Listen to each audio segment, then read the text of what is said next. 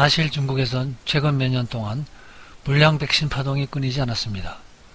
독감만 하더라도 중국인들의 중국 백신에 대한 불신으로 백신 접종률은 다른 나라보다 훨씬 낮은 편입니다.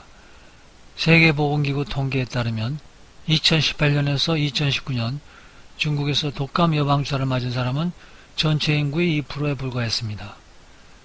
전세계 독감 사망자 중 대부분을 차지하는 65세 이상의 인구를 보더라도 접종률 차이가 확연합니다.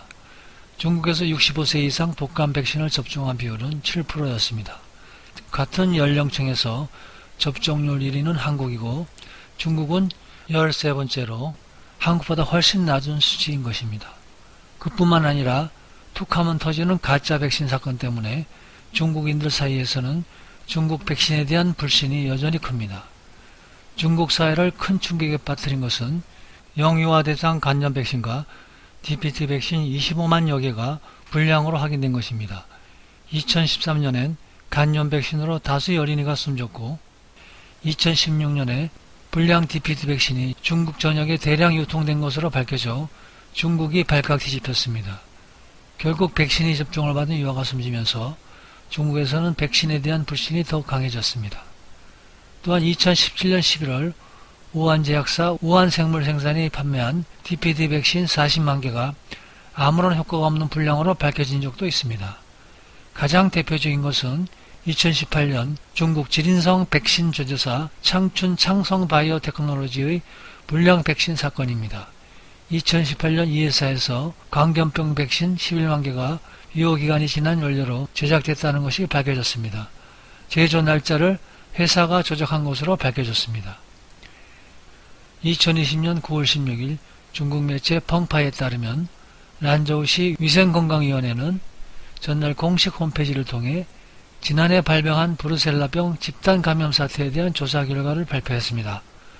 중국 간수성 란저우에서 3,000명이 넘는 주민들이 브루셀라병에 감염된 것으로 확인됐습니다.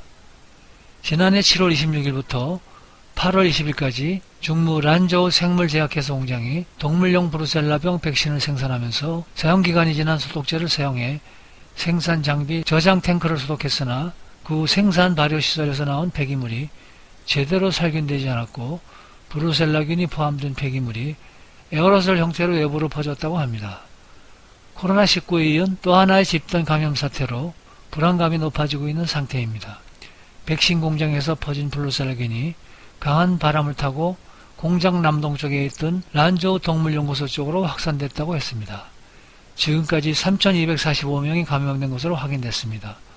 소, 양, 사람에게 모두 전염되는 브루셀라병은 두통과 발열은 물론 골수염까지 일으킨다고 합니다. 이렇게 백신을 만들어도 대충 그리고 허술하게 만들고 생명이 왔다 갔다 하게 할 수 있는 코로나 백신도 얼마나 허술하게 만들게 될지 상상이 갑니다.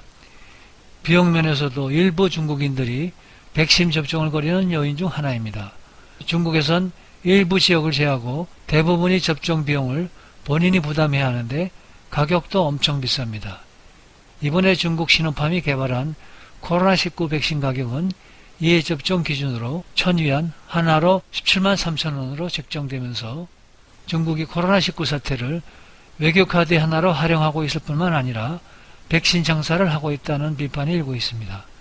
미국과의 무역전쟁으로 경제적으로 타격을 입은 중국은 신속한 백신 개발을 통해 활로를 모색하는 것으로 보이지만 안전성이 검증되지 않은 백신이 추후에 실패한 마스크 외교와 같이 어떤 결과를 중국에게 안길지 기추가 주목되고 있습니다.